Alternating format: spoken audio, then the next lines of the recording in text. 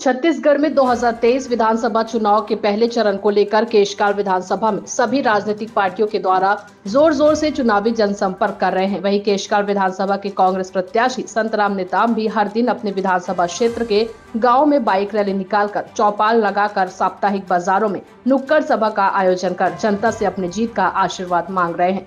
इसी बीच शनिवार को संतराम नेताम के द्वारा हजारों बाइकों के साथ विशाल बाइक रैली निकाली गई।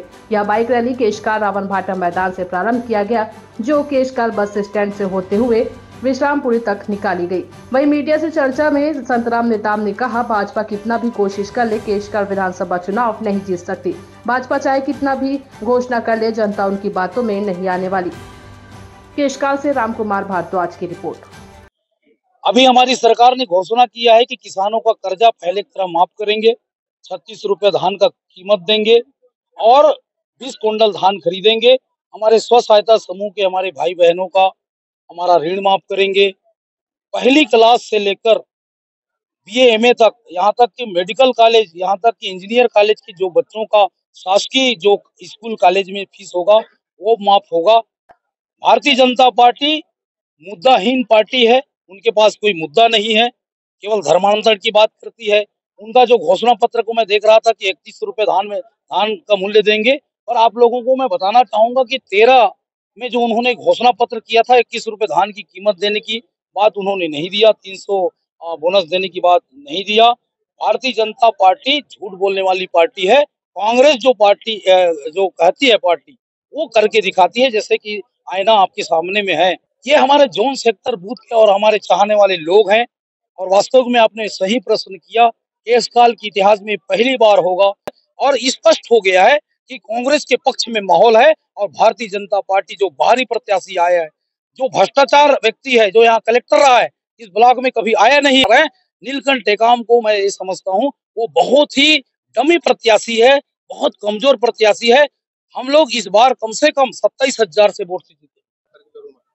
निश्चित तौर पे लोकतंत्र प्रजातंत्र का ये महापर्व है।